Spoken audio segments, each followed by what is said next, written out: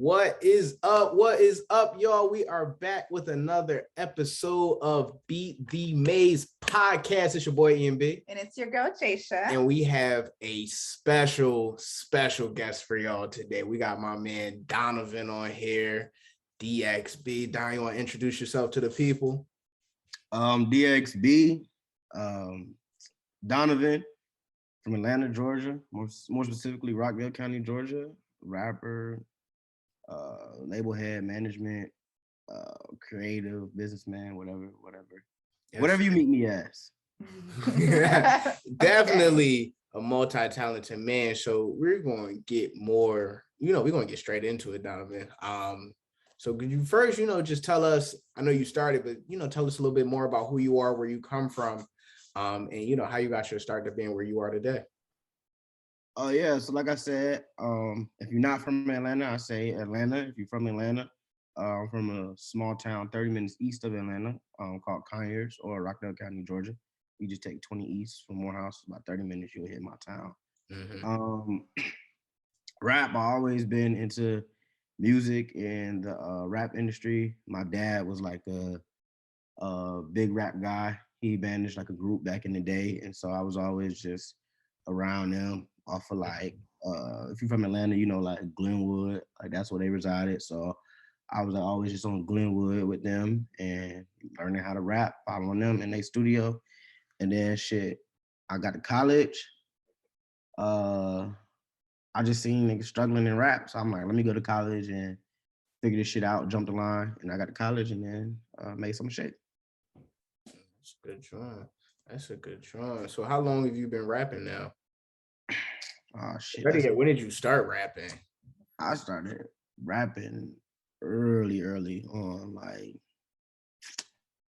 I don't know. I probably said my first rap to my dad partner over the phone. I was young, and then I think I recorded my first rap at like 9 or something. Like I was super young. So yeah, I've been writing, rapping, recording for like a long time. Yeah. So where does your stage name DXB come from? Like, what is DXB? Who is DXB? I should say. Yeah. So, named after my dad. So I'm a junior. I'm Donovan Butler Jr. And my dad, he older, but his street name was Cool D because he's from New Haven. So his street name was Cool D. And then when I was coming up, everybody called me Lil Cool D. So that was my name for a long time. Like when I played basketball and everything, like they always put like Lil Cool D on the back when I go up north. Like nobody called me Donovan, it was just Lil Cool D. But then when I was rapping and shit, like Lil Cool D just sounded corny because it's a new time and we're in Atlanta. So we just coming up with names and he didn't want to name me like Young Nothing. So one day he just came up and was like, I'm gonna call you DXB. So I'm like, shit, all right. So and then DXB is just my name, Donovan X Butler, because I don't have no middle name. That's really tough. And so your parents, it sounds like your dad, and I know you talk about your mom a lot too on your social media. Your parents, it sounds like they're very, very involved in like helping you get to your goals. I think that's dope. Yeah, very, very, very involved. My parents are both of them are super involved. My dad was more on the football and rap side, like wanted me to be an entrepreneur, wanted me to rap, wanted me to play ball. And then my mom was heavy in the school. Okay. So making sure like I was staying out of trouble, keep my grades up type stuff. Yeah, that's what's up. So how did you find your way to Morehouse? And then from there, how did you find yourself getting into rap, getting into the music industry to get where you are today? I found myself at Morehouse. So I have an HBCU family, like both my parents went to HBCUs, and then my older sister went to a HBCU.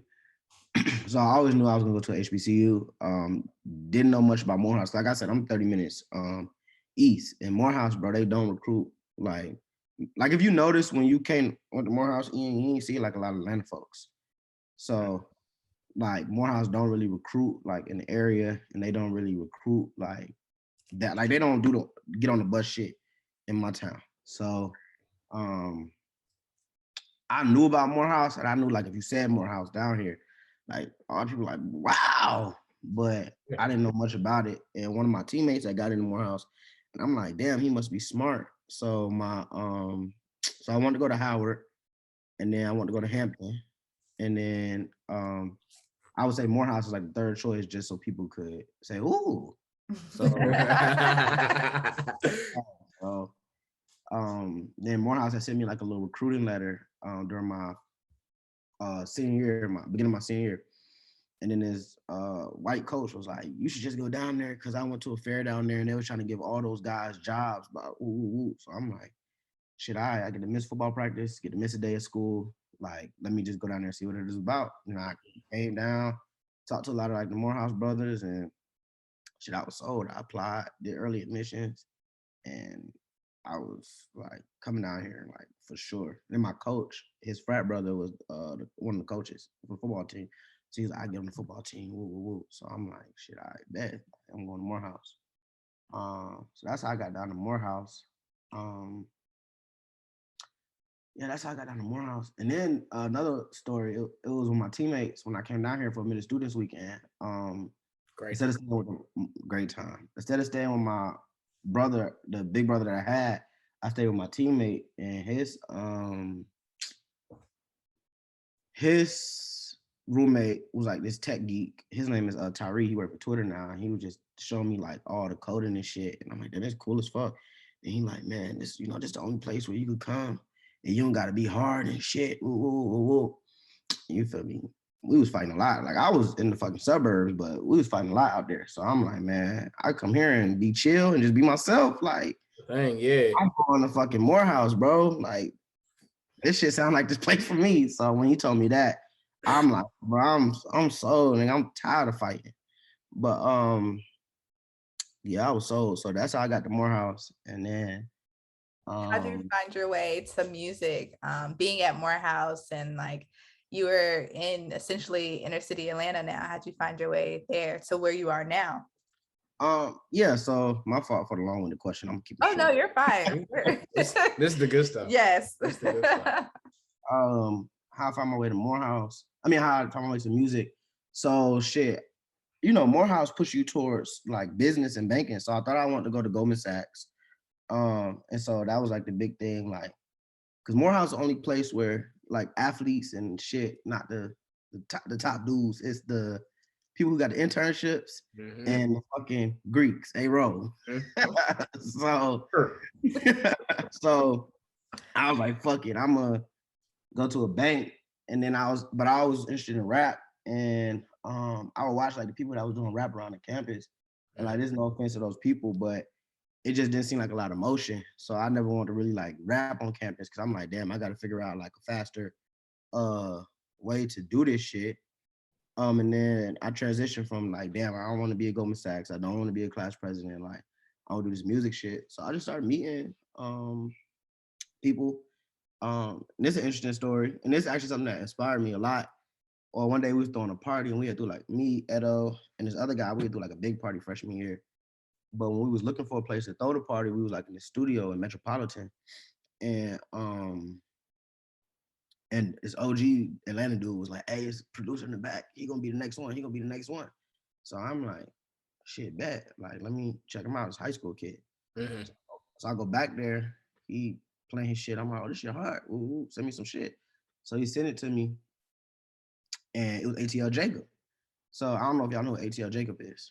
Oh, so, I'm not familiar. Yeah, he's a producer. He I don't know too much on him, but I know he does like he's done hits for Future. He's done crazy numbers now. Super Gremlin, Kodak Black. Yeah, that's his song.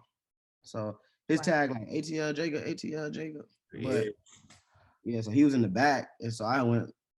We had walked back to Morehouse, and then sophomore year, I'm chilling in the dorm listening to Future. I hear ATL Jacob. So I'm like, what the fuck? That's that fucking high schooler. So who's gonna get me? So I'm like, man, I had seen like a bunch of my friends from Atlanta like blow up, like Effie on Stars. Like we had did a bunch of shows together when I was younger. Like it was a rapper that was popping. Like I was watching all these people that I came up with blowing up. So I'm like, I gotta find my way back to music. But that was a side note. And yeah, so going into my senior year, long story short, I had a casting company, and that's how I got back in the music industry. So, okay, so tell our audience about the casting company. It's called Cast and Plug. Yeah. So tell them what is Cast and Plug? How did this come about? Yeah, so my senior year, or leaving my junior year, I was working for Google, and I was thinking about going back to tech. And then my homie from high school, his name is Devin. He had already started this company called Cast and Plug, and it had like 7,000 followers, 8,000 followers. So I had never heard the concept, but I shot a video, and he like, "Hey, I'm gonna fuck with you on the models." So I'm like, "I bet, like, pull up, show love, like it's my bro."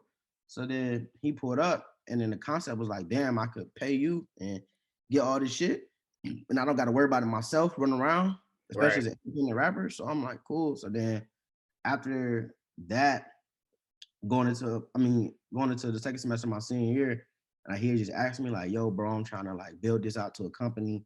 I'm trying to take this to the next level. Like I seen what you be doing. Can you like basically co-own it with me and help me?" So I'm like, shit, all right, fuck it. So so that's how Cast and Plug came about. And then like I think I came on like 8,000 followers, and we had like by the next summer we was blown up. Yeah, I just seen y'all Instagram. Y'all got it's over 50 grand now. Yeah.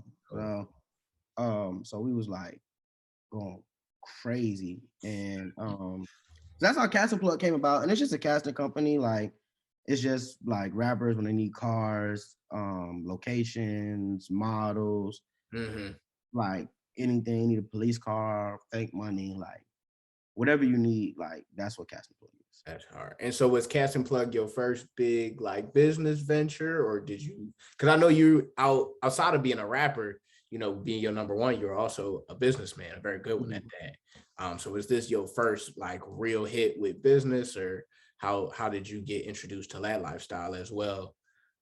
Nah, so I know I had Rad Culture, which was a hair care brand that I did for a long time. So that was like my first business that was like popping and like funding I my life. saw Rad Culture everywhere, like everywhere. Like it was super dope. So I know when he was telling me about you, I was like, yo, that's the dude. Yes, sir.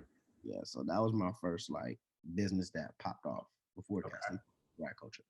Okay. And then so moving back, you had Rad Culture, and then you co-own it now, Cast and Plug. I know out of Cast and Plug, you met Kylie, and you know y'all really took off with her breakout hit. You tell us a little more about that as well. Yeah, bro. So Cast and Plug, so with Cast and Plug, I'm like, bro, I really don't want to do this casting shit. But my homie like asked me to help him. So I'm like, fuck it, I'm gonna do it. We was making like a lot of money. But I'm like, yo, I want to figure out how to get into the music industry. Cause like I said, in AUC, like people was performing, but there's no offense to anybody, but they weren't having no like motion. Yeah. Yeah. So it's like, bro, if I'm the top motherfucking AUC rapping, like it don't matter. So I was like, fuck it, I'm gonna do this Cast and Plug shit, and I'm gonna just be in proximity to the niggas that's doing something, and then hopefully something like a pop off. So I'm doing Cast and Plug, and then it started out. I was bringing Parker, my producer, with me, my little bro. He started like the diamond test and shit. So he was like, I was just like, bro, come with me everywhere. You gonna diamond test everybody. So we look back his page. He like with a bunch of rappers.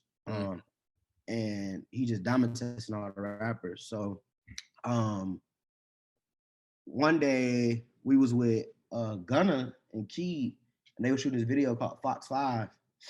And we was in the hood, and I think Park was trying to diamond test him or something, and Gunna was not fucking with it. He like, no. So I'm like, damn. And so like they weren't really fucking with it. So then my partner had told me like, yo, like you gotta stop bringing him around testing these diamonds because these rappers is starting to get annoyed. Like some of them be cool, but some of them be like we ran the 2 Chainz, he was hot. So you gotta stop. So I told Parker like, we gotta stop that shit. Same day, we had got like in a shootout with Gunner and them. So I'm like, bro. At the music video, right? Yeah, Golly. at the music Yeah, it was video. all over ATL Scoop. I remember you posted it Yeah. too. Like, yeah. Yeah. Wow. So after that shit, and we was over there trying to get some beats to Key. And so after that shit, I'm just like, bro, look, like you can't come to no more video shoots, diamond testing motherfuckers. Like, just get your beats off. So that's how it like started.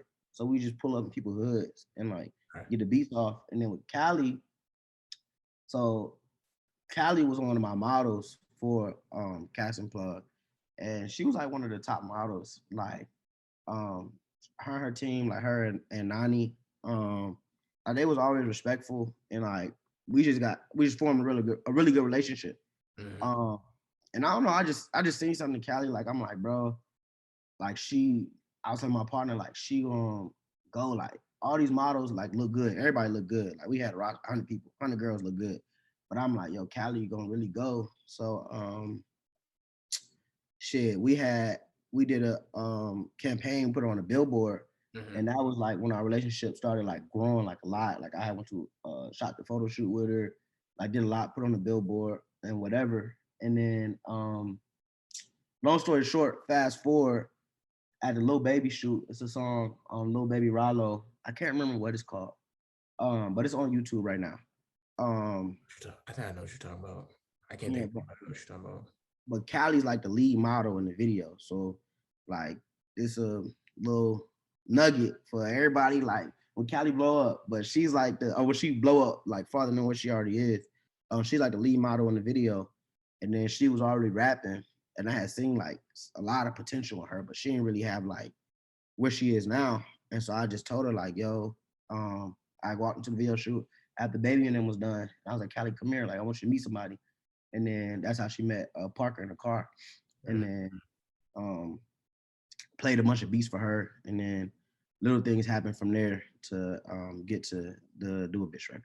For sure. So if you don't mind, I want to pause for a second because I picked up something on that's like been very, really consistent audio stories. And I want our listeners to catch it is like you do two things that I really, really appreciate. You feel me? Like you find value in people, but I think you also, especially with Parker and Kylie, two big, like the two stories that you've told so far, you also provide them like a lot of value. Like shout out to homie Parker for sure. You provided Parker opportunities to be around rappers so that he's not just making beats, but he's making beats for people that want to listen, that need beats. You feel me? Kylie, I know we talked about it on the phone a little bit yesterday. You said like she told you she wanted to rap, but like she didn't have the footsteps to get started. You provided her somebody, you know. And so I just wanted to touch on you a little bit more, or touch on it a little bit more. Like, what do you look for to provide people value? Like, how have you developed your knack and like developed such a talent for figuring out what people need and getting them to that place? Where does that come from? I think the first thing with like Kylie and Parker, like I feel like they already had it. Like because Kylie had a song called Mommy. If like you're a Kylie fan, you may know the song. It's like one of her first songs. And when I seen her like do I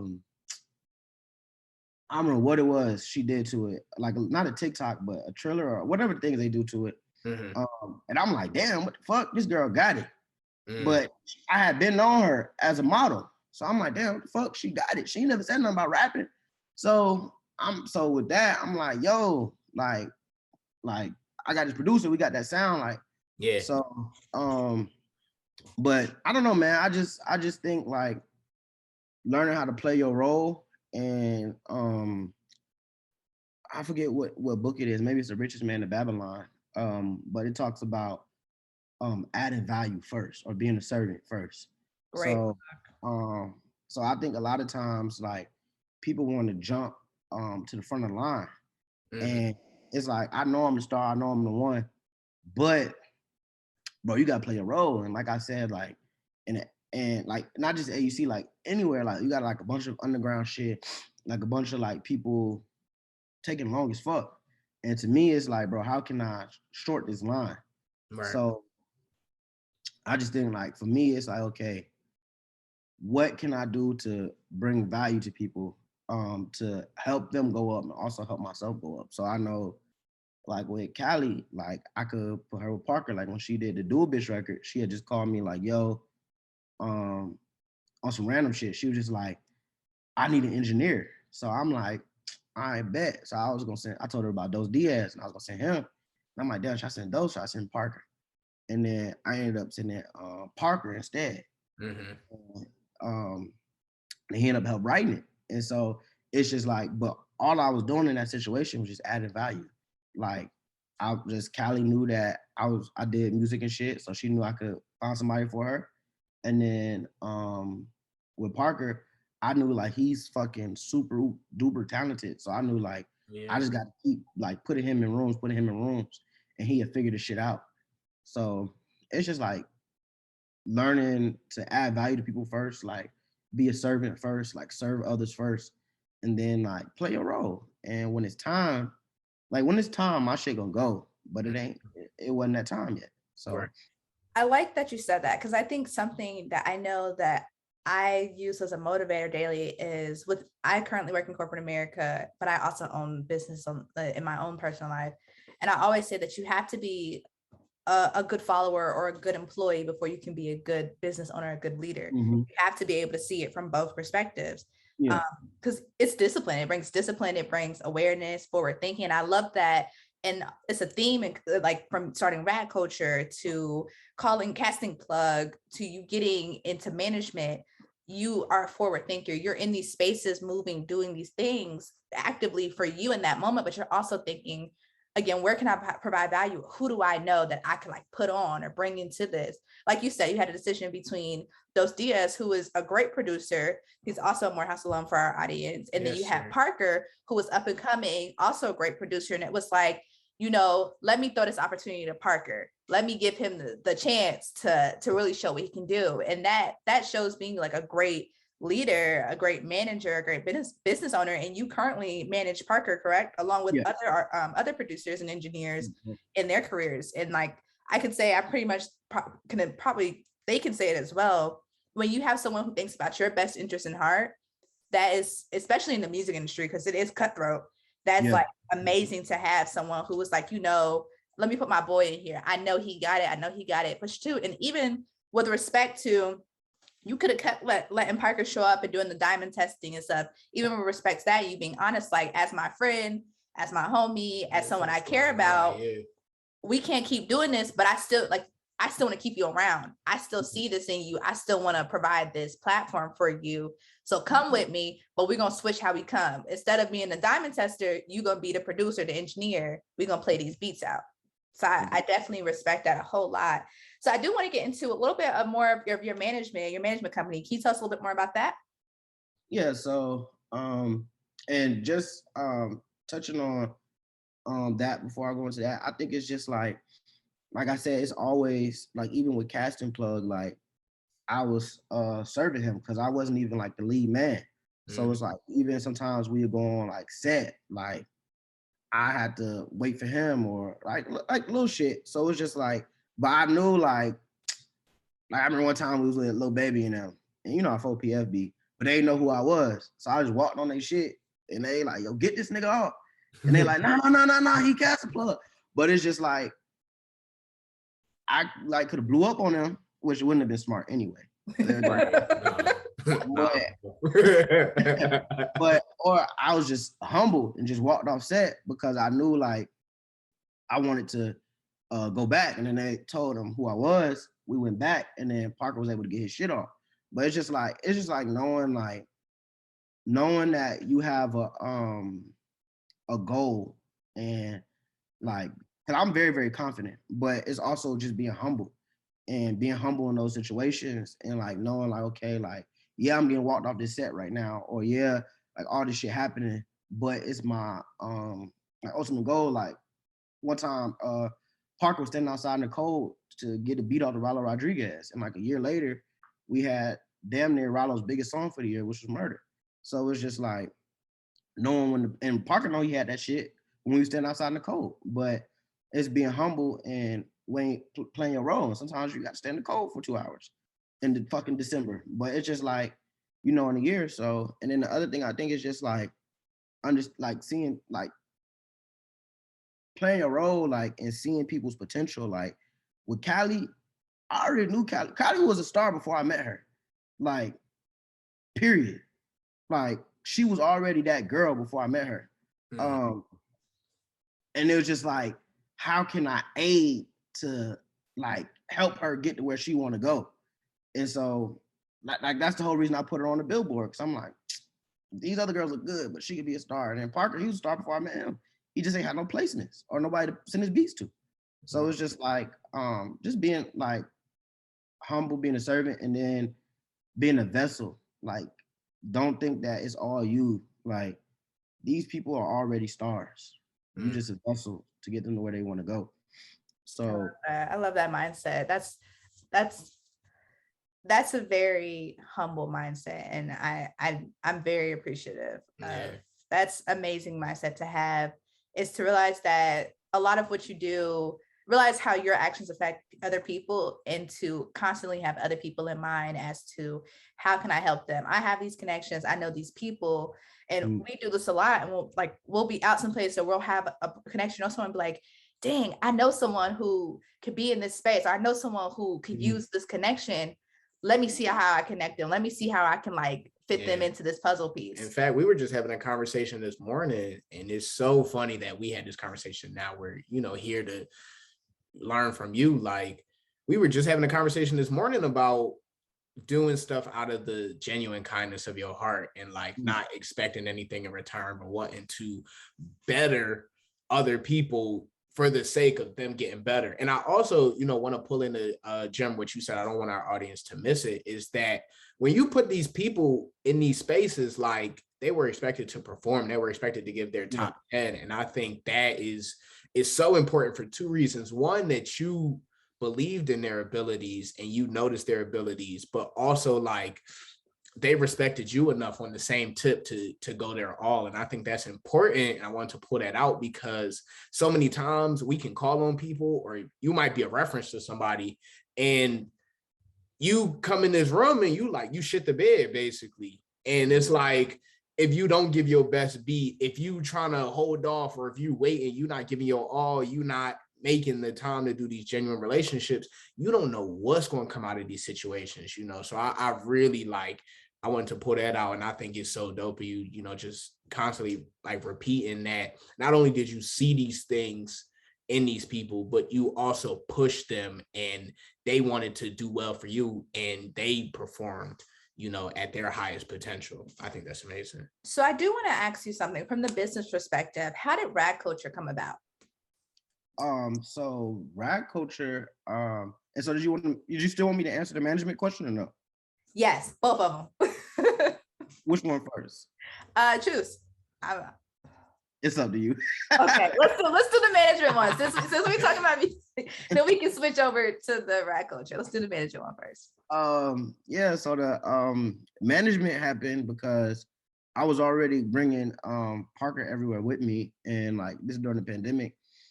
And then I had watched a documentary on Netflix, like with Pharrell, and how he was like moving with his partner with the Neptunes, and how he was like, he was a songwriter, and he was forcing people to like keep his hooks on the beats if they want a better price. So I did not know that.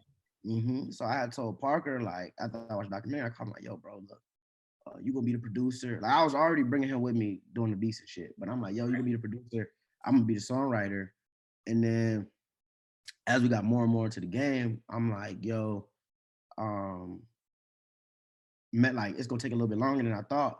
So, and maybe we just do the management shit. And he like, all right, fuck it, bro. You want to be my manager? So I'm like, shit, all right, yeah, let's run with it. So that's how the management shit like originally came about. And then Parker started getting deals and shit. And I'm like, okay, like, and then actually what really happened was the October before his deal, I had a conversation with him because he was really big on YouTube. And I just told him like, yo, bro, like, you make a lot of money off this YouTube shit, but you could change your family life forever with this music. So, bro, like, like you need to just focus on this music shit. And if you want to focus on the music shit, like I'm gonna manage you. And so he like, I bet. And shit, he never missed a day in the studio after that. And by March we had a deal. But so that's how the management shit came about. And then as it kept going, people like was seeing shit that I was doing for him and would just ask me like, yo, like I got 2 other guys that they form a group called Six Element. Twan and Phil. Twan had asked me like early on to be his manager. And I was like, nah, not until I get Parker on. Or I just didn't want to do it. And then once Parker got his deal and shit, he kept asking me. So I'm like, fuck it, I'll manage you. And then Phil, he was in group with them and he kept asking me. So I'm like, fuck it, okay, cool. And so that's how I started like the management company. It kind of just aligned, it all came together. Okay. And then Rad Culture, I was like 18, I think, or 19. I just turned 19. It was my sophomore year. And bro, to tell you the truth, I never told this shit to nobody.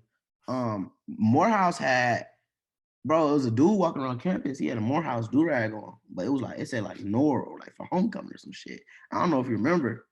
I remember when they gave out those stuff, yeah. Yeah, so I'm like, damn, what the fuck? Where'd you get that from? So bro, like, I don't know. So I'm like, okay, well, you don't know how to get a new one? He like, nah. So I'm like, damn, what the fuck? Cool. So, so 2 Chainz had just made like $2 million off of like putting Santa Claus on sweaters, dabbing Santa Clauses. And I'm like, okay. So Christmas was coming around and I just printed like a bunch of Santa Clauses on do-rags. And bro, as soon as I put that bitch up, people started buying it. And I'm like, oh, word. And so that's how I started. And then I just kept going. And then like the Velvet Do-Rag wave hit.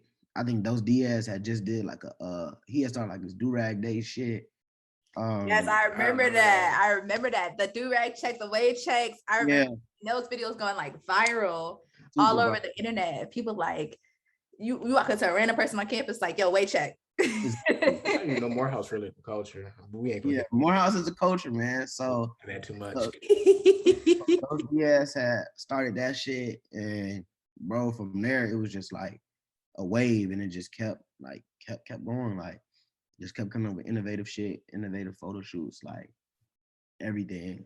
So that's how Rad Culture came about. But it was really just like, oh damn, my dear, Kevin's like, where the fuck you get it from? Oh, you don't know where you got it from? Well, I know where you can get it from now. So period. I like that. Supply and demand. You found an industry and you definitely supplied to that industry. So are you still involved in Rad Culture? What are you guys doing now with your business there? Yeah, so we're actually closing Rad Culture out. Like I still like we had a good Christmas season. But it's just like I feel like in everyone's life, you got to know when it's time to go. I think I'm gonna come back to Rad Culture when I have like the money to do what I really want to do with it. But I feel like at this point, like I cut everything out. Like I don't do cast and plug anymore. Once Parker got on, and I just feel like each season, like you got to shave something to get to where you want to go, get to your dream. So it's hard for me to cut Rad Culture out because it's still making money.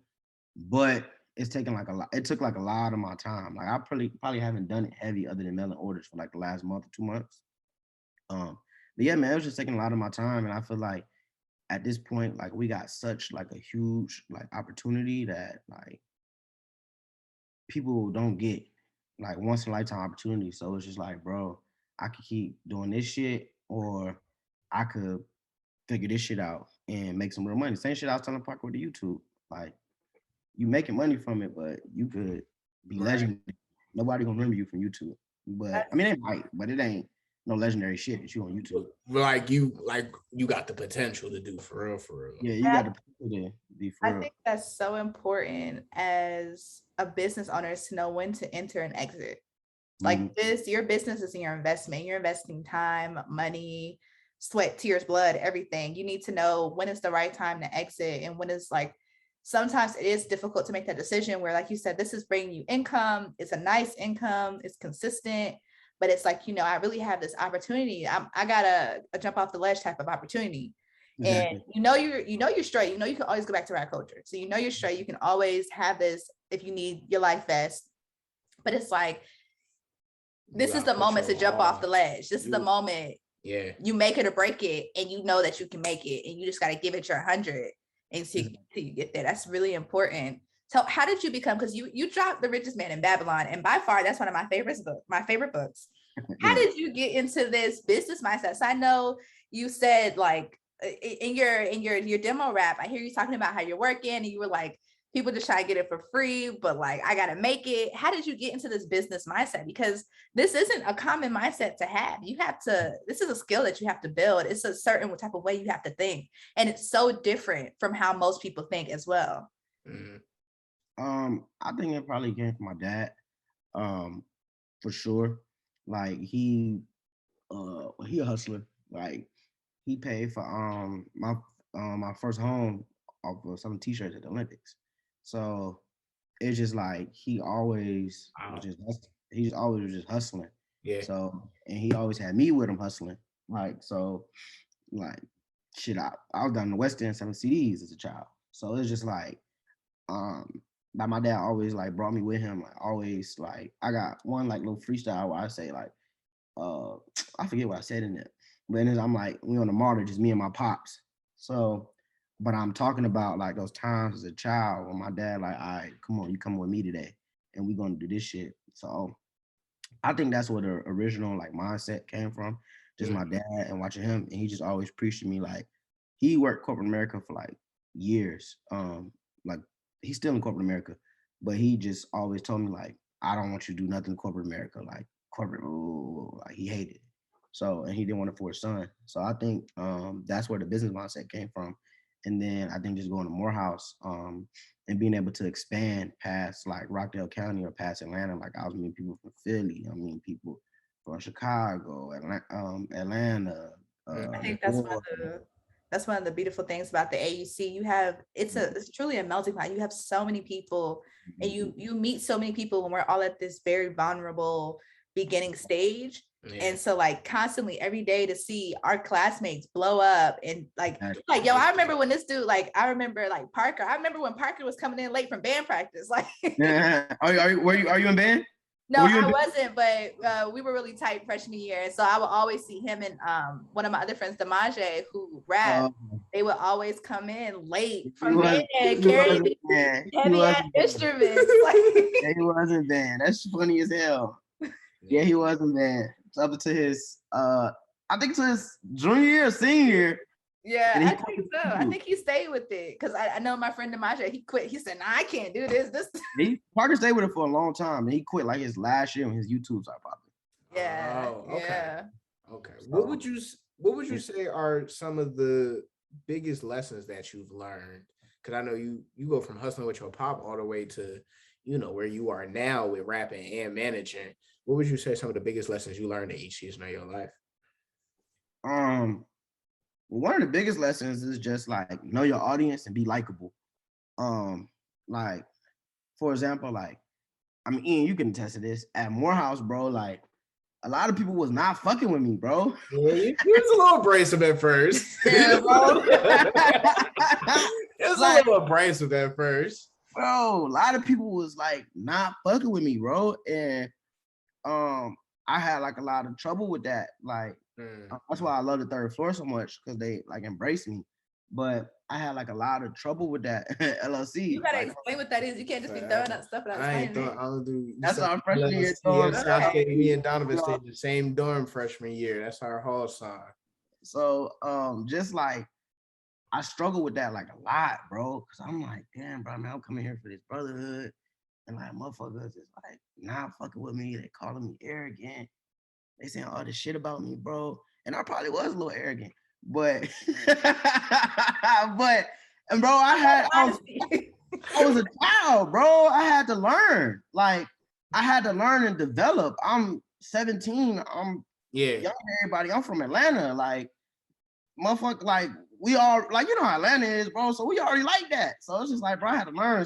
But one thing that I learned the most is just like knowing your audience. Like all these motherfuckers don't gotta fuck with me because like the shit that really excelled us. Like big shout outs to Deja Walker. She from Spelman, she AKA. She's a part of the reason that kicked all this shit off. With this music shit.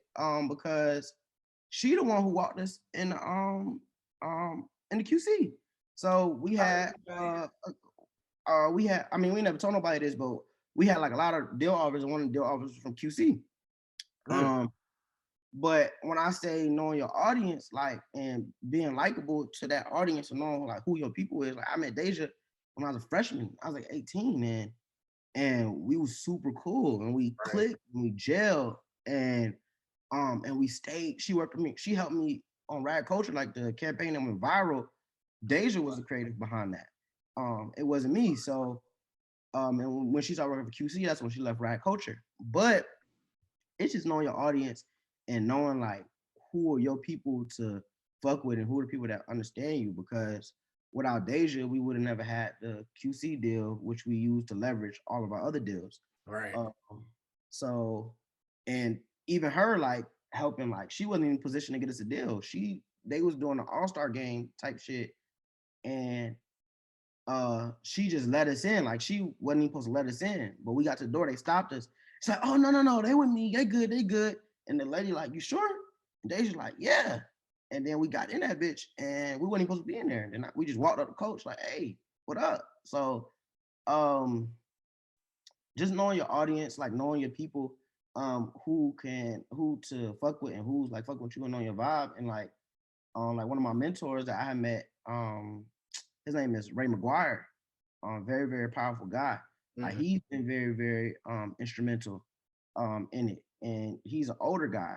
Ray might be like 70 or something. Like he's older, but he's like this really, really like respected Wall Street guy. And I didn't come off abrasive to him because that motherfucker's abrasive. So it's like knowing your audience and knowing your opportunity. And he was very instrumental into a lot of like my music connections because but yeah, so knowing your audience, knowing who to mess with, and then seizing the opportunity. Like even with Ray, we had met him like 15, 20 Morehouse students met him together. But I kept following up with him, and like I wrote like 3 10-page reports for him while I'm in school, while I'm doing everything else. Reports on what, if you don't mind me asking? Oh man, he made me research because first we was all up. So a little background on Ray McGuire. He's like this big Wall Street guy, black man. He ran for mayor in New York, like all this shit. But this like before he ran for mayor and shit. He had asked us, like, this is embarrassing, but he had asked a bunch of Morehouse students, like, name 10 Black authors. And, bro, motherfuckers in there quiet. So he, like, named 10 Black artists. All right, name this. And everybody in there, like, so when I emailed him everything he had asked for that nobody knew, I had to, like, a whole report on it, but it ended up being, like, 10 pages. And then you are tough, yo. This is the power of networking right here. Y'all need to listen to this gem that he's dropping. Yeah, exactly. So it had been like 10 pages, and I emailed it to him like, yo, hey Ray, this is Donovan. And then he remembered me because this is another thing, bro. It just come back to principles. Like my dad always told me, like, don't let no man mess up your name. So Ray had said Morehouse University, and everybody just sitting around not saying shit. So I'm like, it's Morehouse. I said it's college. And he like this big intimidating figure. He like, what? I'm like, college. And then he like, oh, okay. So then we correct him. And me and him going back and forth in the meeting. And bro, everybody that was on this trip could tell you, as soon as we got out the meeting, I don't want to throw him under the bus, but Douglas Cooper at Morehouse pulled me aside, put his arm over me, and was like, you can't act like that to somebody in his stature. But like shit, all right, whatever. He just like me. Don't mess up the Morehouse name. He a man on man. You know what I'm saying? So, but anyways, I sent him that report, bro, and he sent me back more shit to research, like the Silk Road in like China. And so I had did like a whole report about how like China's infiltrating like Africa and how like it's not about the short game, it's about the long game, and how like people saying like the Chinese president is like failing in what he's doing in Africa, but he don't give a fuck about what's going on right now. Like it's about setting up the infrastructure for like 30 years. But so I did like a report on like all of that, like the stock market, like a bunch of shit. And then after like 6 months, he agreed to be my mentor. And so bro, he's one of like the most like powerful unspoken people. Like I get in any room like just off his name. So yeah, so I think just taking advantage of your opportunities when you meet people. Like I knew when I seen him, like bro, I don't have access to nobody like this. Like I want to elevate in life, so like let me see what's up with him. And then yeah, knowing your people. Like I said, people really wasn't fucking with me, but when I found the people that was fucking with me, like I honed in on those people and developed a relationship. Yeah. Put attention and effort into people that put attention and effort into you. Exactly. And I want to touch on that. So can you give our audience some practical steps on building a mentor relationship and finding a mentor?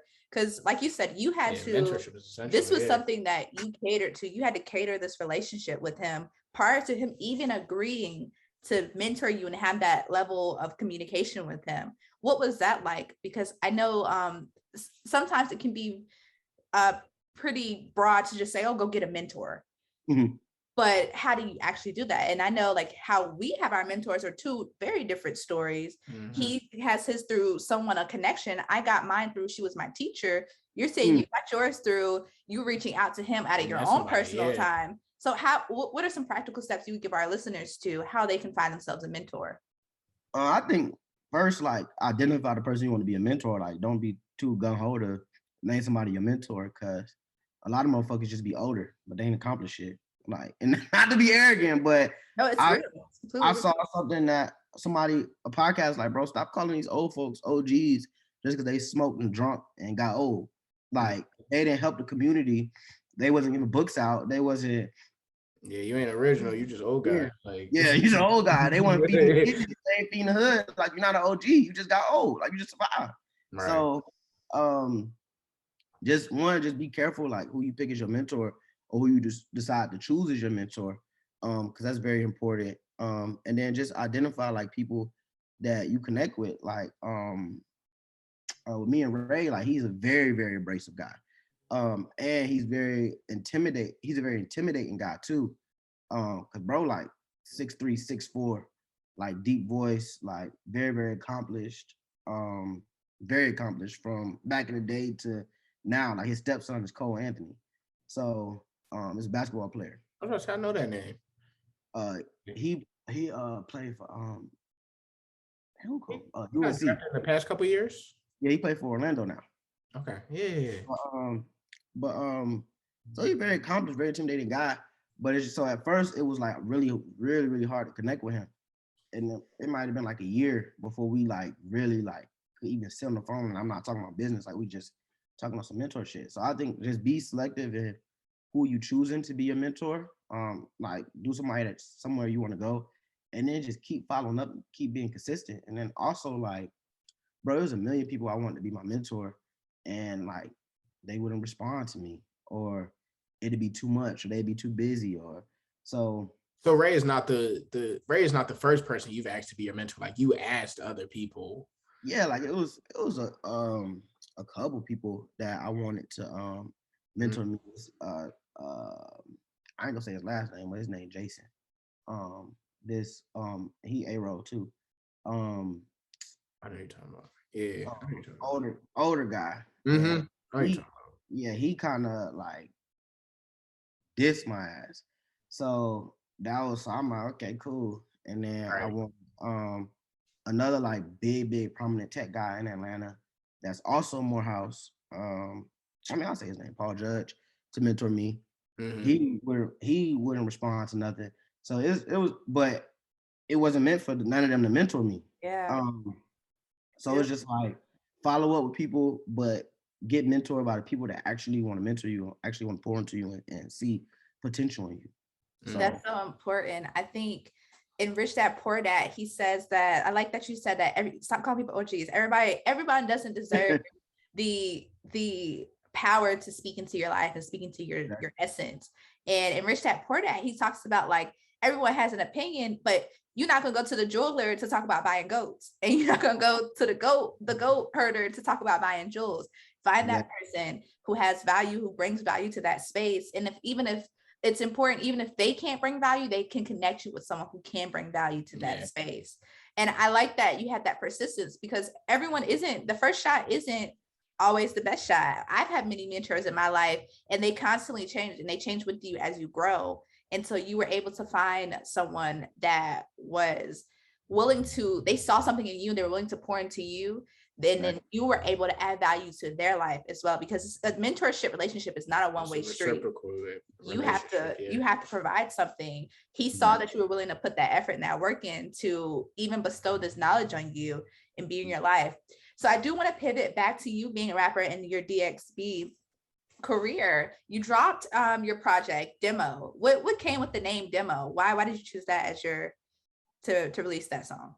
I just felt like it was like a project, body of work, and just being in the music industry now. And like I said, no shade to the A&Rs, but bro, they on TikTok all day, like trying to find like who blowing up on TikTok. There's nothing wrong on TikTok. Shit, I'm trying to blow up on TikTok, but it's just like people getting signed off of just one song, a snip, like 6 seconds of a song, 10 seconds of a song that blows up.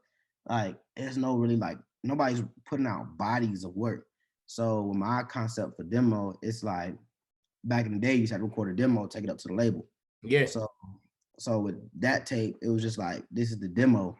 Like this is my demo. Like I'm putting together a project, a body of work to show you that I am a good artist. So that's where the name Demo came from. And so we like to do on our episodes, we like, where do you see yourself in 2 years from now and 5 years from now? From like speaking life into your future, where do you see yourself at?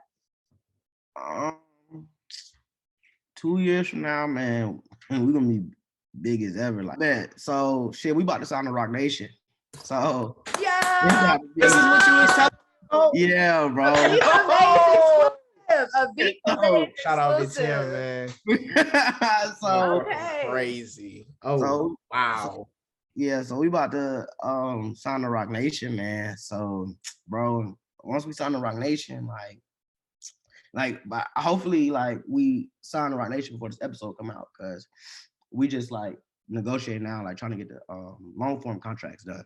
Like we'll stay abreast with you, because we can keep this, we can hold this this by the time this comes out, we'll definitely make sure that you've released and we got the exclusive, or we could see if we could time it up when you want to drop your announcement. So shit, we about to do this deal with Rock Nation, man. So once this shit go through, bro, like that's hard. Bro, this shit gonna be crazy, bro. Like this shit gonna be crazy. So and we just been planting like a lot of seeds with Parker. So once we do the Rock Nation shit and we got like APG and Rock Nation on our side, I feel like Rock Nation one of the biggest brands in the world. So and everybody respect it when you walk. Like even like now, I be using their name now because I'm I know the deal basically done. So I be using their name now. Like when people don't let us in rooms, I'm like, oh, we Rock Nation. So and we get right in that motherfucker. So I think just like in 2 years, like we're gonna be big as ever, bro. Like my producers, a producer collective, 6 Element, which I'm also part of. Like we're gonna be huge. Like my rap shit, DXB. Like I'm gonna be huge. Like it's gonna really like go to that level for real. In the next 2 years. Because even like the artists that we working with right now, it's like crazy. Like we're gonna get back in with Kylie. Like we working with a Disney Channel star named Kylie Cantrell. We like work heavy with her, developing her sound. So and she gonna be like the next like fucking Ariana Grande and Zendaya. So like, man, we're gonna take that shit to the next level, bro. So like in 2 years, we gonna I can't tell you, but I'm telling you, it's gonna be huge. It's gonna be fucking huge. It's gonna be huge. So great, and then any 5-year predictions, or you just wanna get to 2 first and see what life looks like there? Yeah, bro. Like let's get to like 5. I don't know. I'm like shit. I'm 23, so I respect it. 25. I'm trying to be on like 25 years. I don't know, bro. Like, hopefully, when you in this music shit, like the first step is like create stability for yourself. But hopefully, like in 5 years, I'll be able to create stability for like my family, Mhm. and maybe have some investments. Mhm. Seen as like a young legend. Hopefully, I put like a lot of more people on, and I was able to be like a vessel for a lot more people. So yeah, we'll see what happens. That's a good John. I just, I think your story is I realized this not too long ago, but I think your story is a prime example of how, a year or 2 years of consistency really change your life. It don't take long to because our show overall is about building wealth, and getting rich is part of it, but really building wealth through being whole and being your whole self. And I think a huge part of that you've outlined for us, so well, is sticking consistent, sticking to your goals, and you don't really know what's going to happen, as long as you seize the opportunity and play your role. So to end it out, we like to do this thing. Oh, I had one more question for You him before we got end it out. Yeah, right, one more question. bet. I want to know, for the person that's listening to this, if we mentioned like the people coming up, they got this dream, they want to get into the music industry, they don't know how to get there, they don't know what's a practical step for them to take. Can you give us like 3 steps if they want to get their name and start getting their foot in there into the music industry, how they can do that? Bro, I don't like. It's so many like different ways, man. I think just like I was talking to this guy, his name is Roy Bailey in LA this last week, and I was asking him like, how did they blow Playboy up, Playboy Cardi, and he was like, bro, it's no like specific way.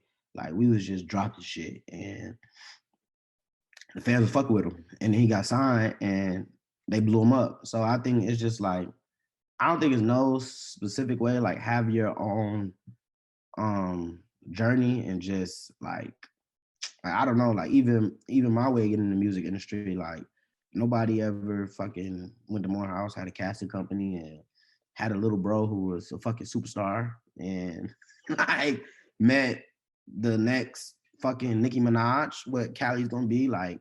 That's some random ass shit. So I don't think it's no like blueprint, but just like stay true to who you are. And like after college, when I was like in my transitional phase, like my girl, she had said like well, what do you bring to the table? Like shit, you're not out here selling drugs, so you ain't funding it with selling drugs. Like you're not doing other shit, so you're not talking about that. Like what can you bring to the table to get yourself to where you want to be? And my thing was like business. Like I was extremely talented in business. And then I knew a lot of people. So that's how I could get my way in. So I think it's just like be true to yourself, and then like find your niche. Cause if I was just like rapping and doing what everybody else was doing, bro, it would have took me a million fucking years to get to where we at. But I just honed in on like what I was able to do. So just hone in what you're able to do. And then if you like a street rapper, like get your section now, get your hood, like make sure everybody behind you. Like if you're not really a street rapper, like do creative shit. Like just find your niche audience, find what you can do best, and then just do that. Be consistent on it. Yeah. Love that. And one thing I want to touch on that you just brought up, because me and Jay, we do this podcast together, and I know your lady, we talked about it a little bit. We kind of have a similar story, and when you hear older guys talking, like really, really successful, like the people that you would say everybody looks up to, they talk about their wife, or like that specific person, or even their husband, for women, like that specific person that held them down and really helped push them to that next level. So I know, you've been with your lady for a little while now. Mm-hmm. How has being with her like helped you? And how has that, helped you? Like, how has she helped you zero in on your focus to what you're doing and where you're going? Shoot, I think I think it's been a big help, bro, because my shorty, she like really focused and also very, very successful. So for me, and just being honest, bro, like beginning of the pandemic, I'm like, bro, how the fuck I gotta keep up? Like that, bro, that's what it really was for me, bro. It was like, bro, I'm getting my ass left, bro. And you know, when you got a good girl, bro, you don't want to get your ass left. No doubt. So, and I ain't talking about her leaving me like bye boy, but like get my ass left, like she doing like a bunch of dope shit. So Like in you my can't head, keep up type. Yeah. yeah, in my head, like I'm struggling to keep up. So I was just like, bro, I can't get my ass left. So I think that was like one of the main like important things, just watching her and not get my ass left. And then the other thing I would say is just like, I'm dead ass, bro. I respect the honesty. I really bro, I'm dead ass, bro. Like graduating, motherfuckers was going through it, so I didn't want to get. Bro, trust me. We met March, like the week that the pandemic hit. We met in March over Instagram. I was in Jamaica, matter of fact, and like from there to be where we are now. Like, I you know, I'm not gonna say that I'm not capable. Just like I know you're not capable, but I know I can speak on my life, like Jasia, and really focusing in on her and not trying to be out here and just be all over the place. Like, and she even helps me with putting my head in the books or somewhere where it's like, okay, now I want to learn because I want to be better, and like I think it's true what a lot of old heads say is having a woman that holds you down will really help you focus and help you realize like it's cool to be out there, but I like what I got going on in here, you feel me? And that's your thing. So Exactly. So yeah, man, just try not to get left and and just having like a listening ear. So I definitely think it was like a big like she's been a real big help. For sure. Shout out to the women, man. Shout out to the women that's holding your men down. And shout out to the men that's holding your women down. Because that's important. That's just equally as important. Yeah. So the last thing that we do in the episodes, we ended out, you feel me? Like I said, we build wealth through wholeness, and you build wealth through gaining knowledge. So we do this thing called bag drop. You feel me? So bag drop is you give your last piece of knowledge to the audience that you want them to have. Like if they ain't pick up nothing else this from whole episode, they sit down and like, what does DXB want me to take away from this? Is this right here? What's your bag drop? Oh man. Pressure. Yeah, there's a lot of pressure. So just stay consistent and put yourself in proximity. Like I think with like all of the shit that we've had success of, like even with the Rock Nation shit, like Parker was supposed to sign on Rock Nation, and they was bullshitting on the deal. I told him like, bro, like y'all keep bullshitting, we gonna sign somewhere else, and they was bullshitting, so we signed somewhere else. So it's just like, but I never let that relationship go, and I've been consistent with them like over the last year. So I think just be consistent and try to be in proximity to something. Be consistent, add value to people, and be in proximity, striking distance. And when it's your opportunity, take advantage. For sure. Thank you. And thank you again for coming on Beat the Maze podcast. We are ever appreciative of you. We learned so much from this. We hope our audience learns so much for this. And we look forward to in 2 years and a year following up with you and seeing where you're at and having you back on here. Because we know you'll have even more wisdom, even more knowledge to drop to the people who are listening. Yes, sir. So where can the people find you? Plugging in all your socials, your website, anything that you want to share with the audience. My Instagram, all my socials is just at infamous DXB. And then my YouTube is just DXB. And then my production team is a 6 element. So it's just 6 element, but the E is a 6 and then underscore. And so yeah, that's us. For sure. We'll make sure we'll include all that in the show notes. Yes, definitely will. Along with your demo. Yeah, appreciate that. For sure. Put the demo in there. It's hot, man. Yes. Well, yeah, we listened, trust me. Yes, we definitely did. Well, as always, guys, you know, you can find me on Instagram, TikTok, YouTube, and Twitter at Jasia Robinson. Which ain't that much consistency. So for Twitter and Instagram, y'all can find me at IanB with 2 underscores at the end. On TikTok, I'm Ian.B and the number 3. And that's all we got for y'all on Beat the Maze. And Beat the Maze YouTube channel. Yes, sir. Yes, sir. Don't forget to like, subscribe, share this episode. Somebody in your network can gain value from this conversation here today. And you can gain value from sharing this conversation with somebody. So please share, rate, review. Let us know what you want to hear about. Let us know who we should bring on next, man. Yes. And Donovan, it's been a pleasure, my brother.